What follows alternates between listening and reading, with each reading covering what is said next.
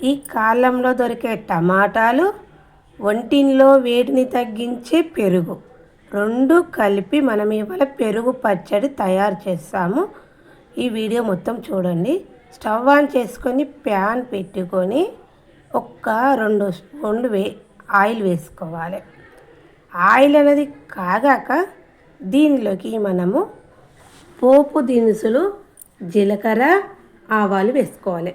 ఒక పావు స్పూన్ జీలకర్ర, పావు స్పూన్ ఆవాలు రెండు వేసుకున్నాక మనకు పోపు అనేది వేగింది కదా. వేగిన తర్వాత దీనిలోకి 1 స్పూన్ మినపప్పు వేసుకోవాలి.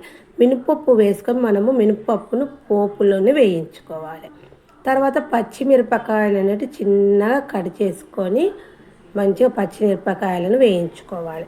ఇలా వేగిన తర్వాత ఒక హాఫ్ స్పూన్ అల్లం వెల్లిపాయ పేస్ట్ వేసుకొని ఒకసారి కలుపుకోవాలి. ఇదంతా మనం పోపుల్లోనే చేయాలి. చాలా సింపుల్గా ఉంటుంది కానీ చాలా టేస్టీగా ఉంటుంది. మనం పచ్చిమిరపకాయలు వేగాక ఒక పావు స్పూన్ ఇంగువ వేసుకోవాలి. ఇంగువ వేసుకుంటే అంటే మనకు పెరుగు పచ్చడి టేస్ట్ చాలా బాగుంటుంది పెరుగు పచ్చడి.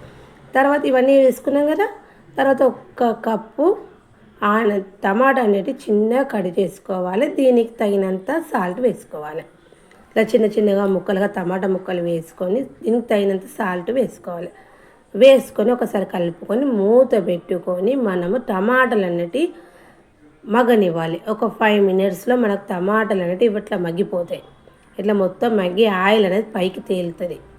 ఇలా తేలిన తర్వాత దీనిలోకి మనం కొంచెం కొత్తిమీర వేసుకొని కలుపుకోవాలి.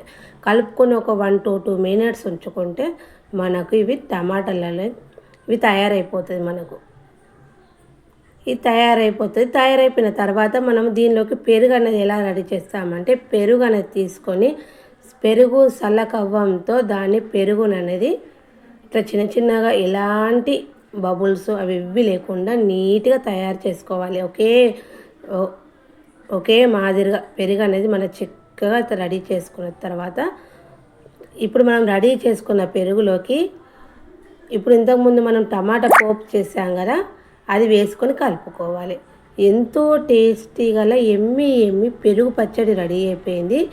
ఇది వేడి అన్నంలోకి దేనిలోకైనా తింటే బాగుంటుంది. ఈ సీజన్లో దొరికే టమాటాలతోని ఇలా చేసుకోండి. Okay, bye friends.